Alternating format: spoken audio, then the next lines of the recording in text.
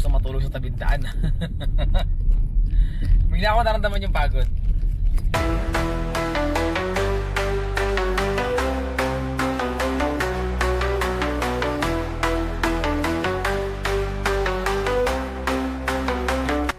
Good morning, good morning.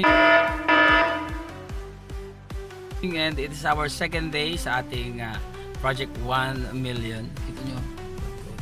So papunta tayo ngayon ng schedule. Siyempre same schedule pa rin tayo. Mag-ibenta pa rin tayo ng kape. Tayo kayo guys, mag-drive lang ako. Bye.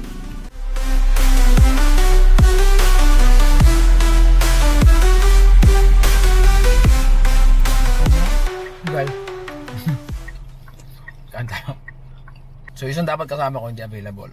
Naghanap ako ng alternative. Nagugutom talaga ako. Ngayon yung mga nag-network, nag-networking, nanapayat, hindi nakakain yan.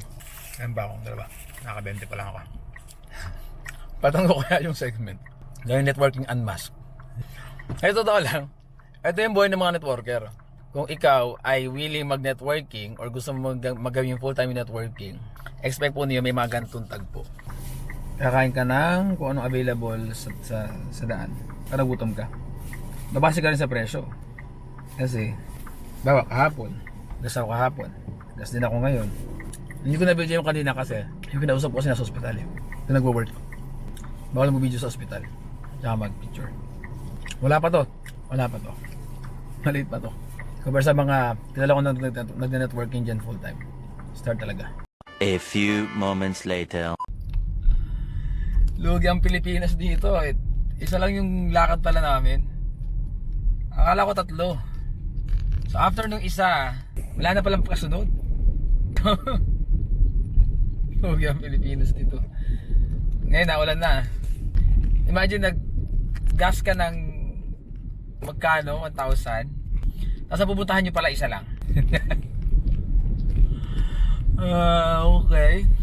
Second day, lumalabas yung mga maling pamamaraan ng network marketing.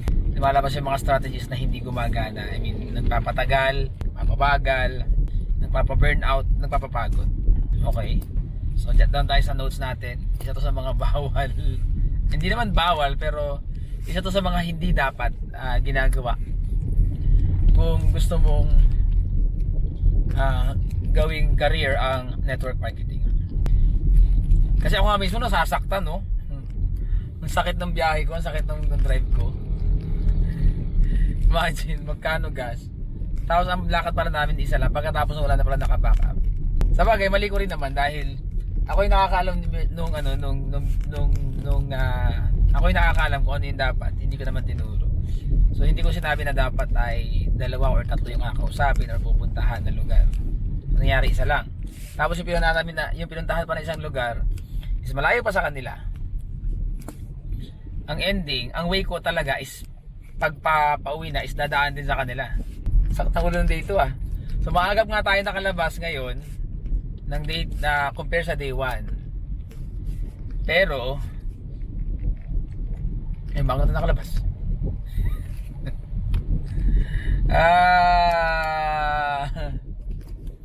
Okay. Focus pa rin tayo sa ating day 2 goal. Parang gusto matulog sa tabing daan. Bigla ako naramdaman yung pagod. Siyempre nandun tayo na yung hawak mo na cash, yung resources mo limited eh. Hindi lang yung time kundi pati yung finances. Lakad mo, ang pupuntahan mo lang 1-2. Hindi pa ganun ka productive. Come on, kapag nagnenegosyo ka, kailangan may produkto, may benta. Pag walang benta, walang negosyo mangyayari. Di ba? Yung sumakit yung dibdib ko doon. So, update ko kayo mamaya. Contact lang ako na pwedeng kontakin para hindi naman sayang yung isang punta natin, isang lakad. Kailangan meron ako madadaanan pabalik para at least hindi naman isa na ginawa ko na kagad kanina. Dapat may na ako ng schedule. So supposedly dapat nakasulat na schedule natin is 3.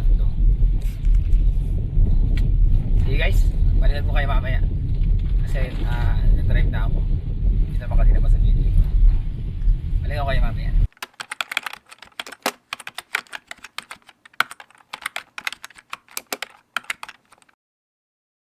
One eternity later. Tanong nyo kay Mrs. Tarot para at least alam po niya kung para kung sakali, maisabay ko sa kila Ma'am Shirley.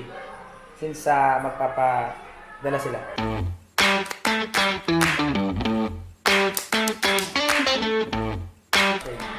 Para kung sakasaka. Pagka hindi, kontakin ko si Shirley. Aso! Sige, gaway. Naroon tayo sa school. So, dito sa malaking school na pinunta natin kahapon, sobrang busy nila. So, since ito, yung school is maliit, so hindi sila ganun ka-busy, pero nasa rural areas. Ito ba kakusapin? Diba? Tao po. Yan kailangan.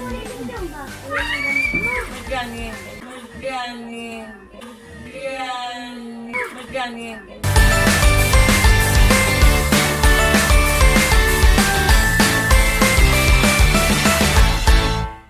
Nakulo na yung tubig. Pero totoo lang, maraming mga gumagawa ng networking ang hindi pinapakita yung mga part na nagiging sacrifice nila. Maybe dahil nahihiya sila. Pero ito kasi yung part na kung saan sila nag-start, saan nahuhubog, or saan sila nagka-come up. Ito yung mga parte na ayaw nilang ipakita sa tao dahil ayaw nila na ma-judge, ayaw nila na masabihan ng cheap. Na ang nangyayari is nagpe-pretend sila throughout sa kanilang networking business. Na madalas, nagiging reason kung bakit sila tumitigil. Kasi nga, once na na-found out ng kanilang mga invites or prospects na ganito pala yung buhay, minsan hindi nila kayang ipaliwanag kung bakit kailangan mag-sacrifice. Guys, this vlog is not to ridicule, sabi ng gwardiya. Naalala ko na naman, Kuya Guard, kung narito ka, kung napapanood mo to, shoutout sa ilalim sa comment box. So, hindi po para ma-degrade yung industry or yung tao. Dahil alam naman natin na in every successful people, there's always sacrifice. Ito yung mga parte na minsan hindi nila pinapakita, pero hindi na unawaan na ito rin pala yung dahilan kung bakit nagiging successful yung mga gumagawa ng networking dito sa ating industry. Wherein, I'm experiencing it firsthand dito sa ating Project 1 Million. Salamat sa panonood sa ating Day 2 ng ating Project 1 Million. Make sure to hit that subscribe button. Keep watching. See you on my next vlog.